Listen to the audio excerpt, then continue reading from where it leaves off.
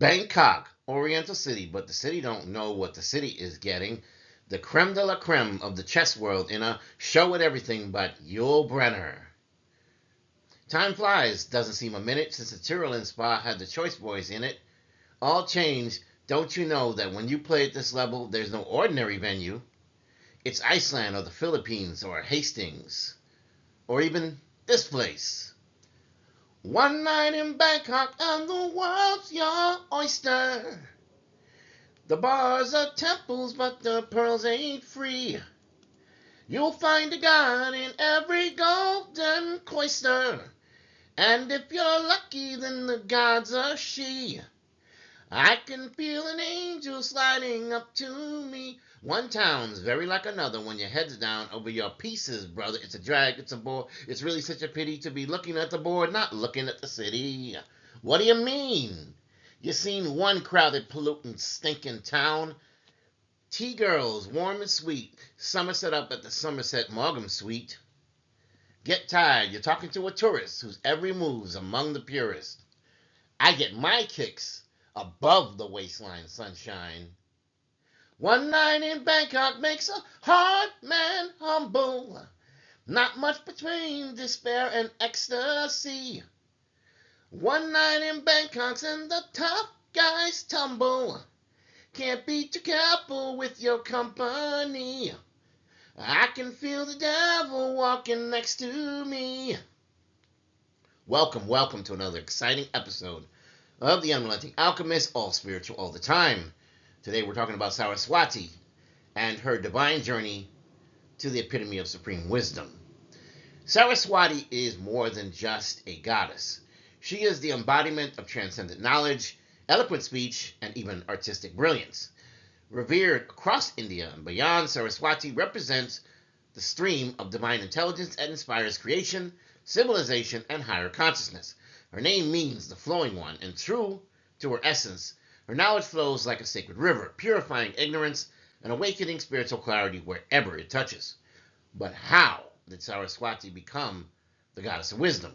What was the journey from primal sound to divine intelligence that shaped her into the supreme source of learning, speech, and creative thought?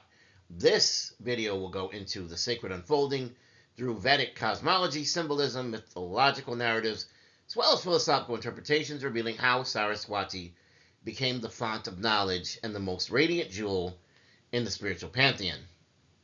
So let's go into the primordial waters. Saraswati is first introduced not as a person, but as a river, both literal and symbolic in the Rigveda. One of the oldest hymns praises the Saraswati River as a mighty force, nourishing, life-giving, and clear. Rigveda 6:61-13, Saraswati is called the best of mothers, the best of rivers, and the best of goddesses. In early Vedic cosmology, creation begins with water. Before fire, sky, earth, or even sound, there was the cosmic ocean, Apan.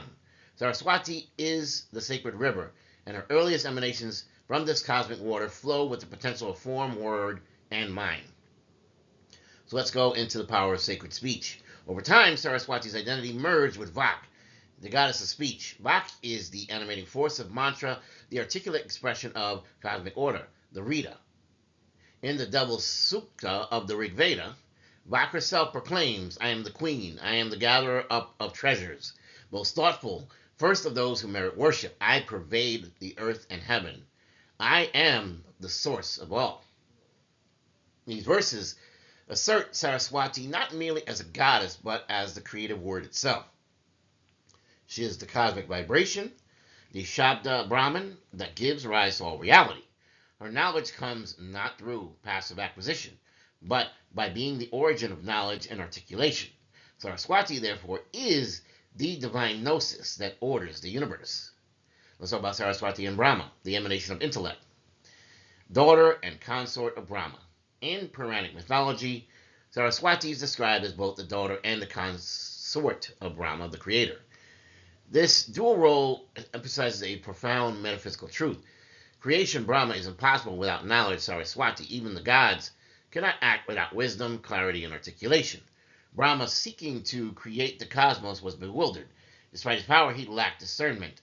In his yearning for guidance, Saraswati emerged from his mouth, from his thoughts, from his left side, depending on the tradition you're reading. With her came the Vedas, the meter, the musical scales, the alphabet, and the rhythms of the cosmos. She spoke, and the formless universe began to take shape. Now, of course, being a daughter, in some versions of this myth, Brahma develops a desire for Saraswati, which is a no-no. But this controversial tale isn't meant to be taken literally, but symbolically. Saraswati, as a supreme knowledge, should guide the creator, not be objectified by him as a love interest. The story warns that lust or possessiveness towards knowledge will corrupt it. True knowledge must be revered, not controlled. It is through reverence, not desire, that wisdom blesses the seeker inevitably.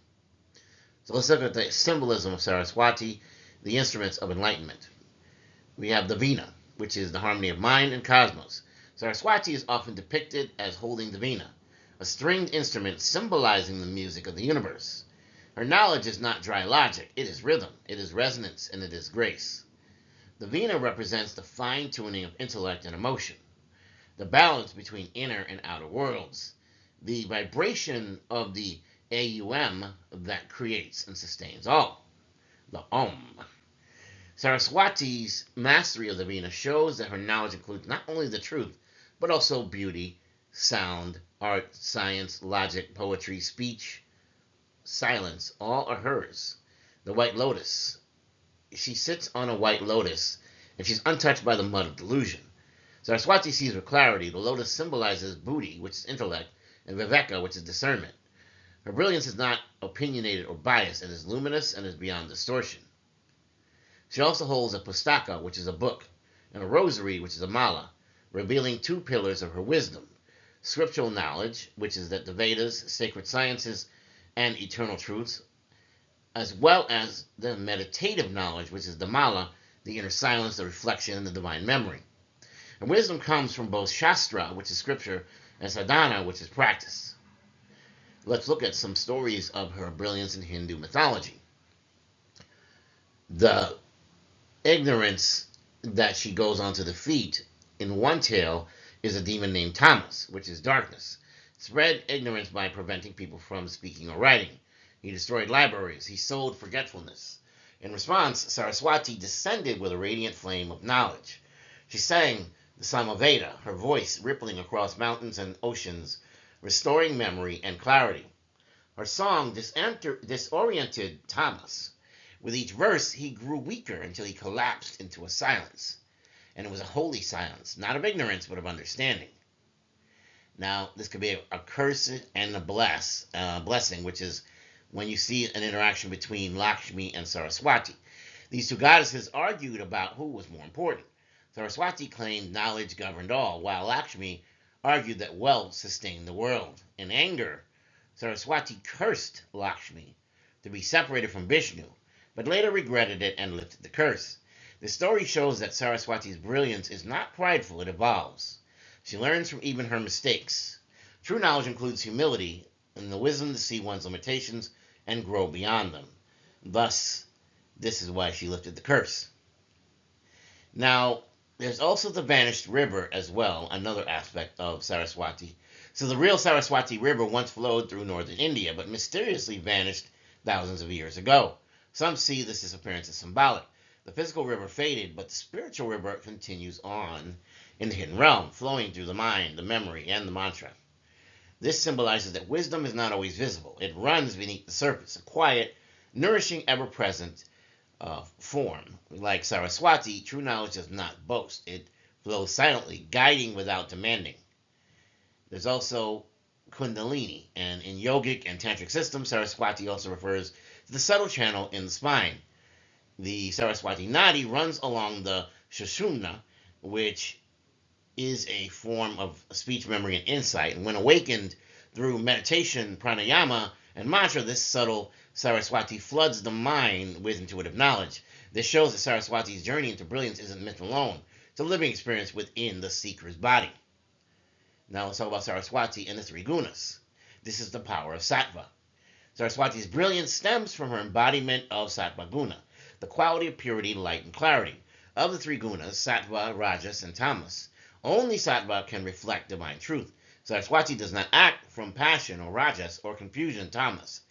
She acts with a serene illumination. Her radiance is gentle but penetrating, like the moonlight revealing the path without burning it. This sattvic nature is why devotees invoke her before exams, before artistic performances, and before spiritual debates. Saraswati does not remove ignorance by force, she transforms it. Tamas becomes contemplation. Rajas becomes aspiration. Sattva becomes realization. This alchemical power, and we alchemize things around here, is why she is called Mahavidya, which is a supreme wisdom that liberates. Saraswati also has a role in the founding of language and education. According to Hindu tradition, Saraswati gave humanity the Sanskrit grammar, the Devanagari script, the poetics and rhetoric, music theory, science, mathematics, astronomy, and metaphysics, and she is the patron of the Gurukul system, where students live with their teachers and learn not only information but values.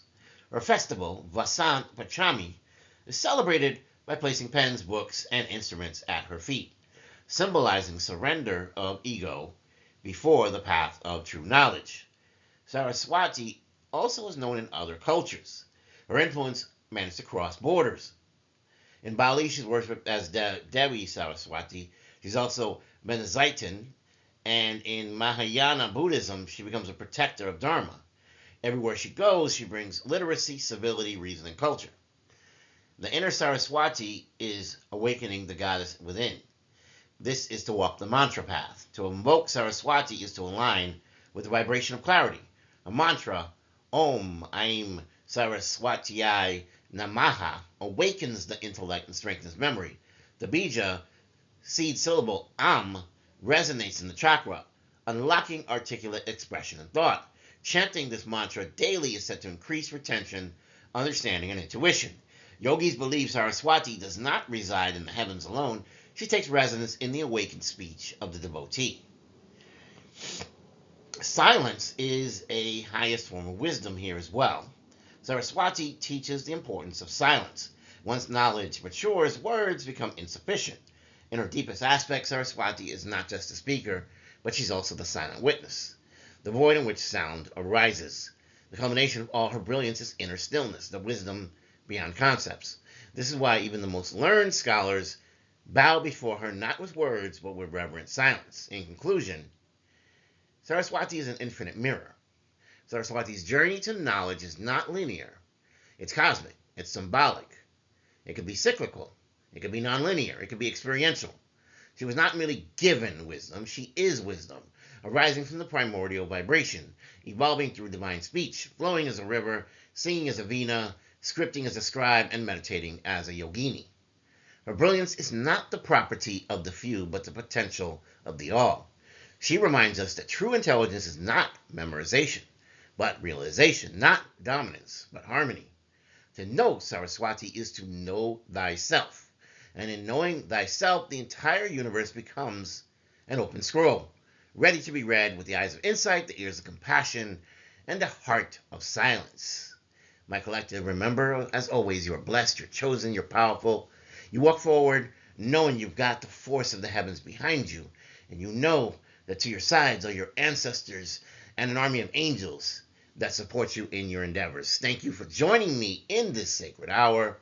This has been the Unrelenting Alchemist. Until next time, continue to walk wisely, continue to walk bravely, and when the dark calls, answer not with fear, not with ignorance, but with knowledge, fire, and light. And if I don't see you, good morning, good afternoon, good evening, and good night.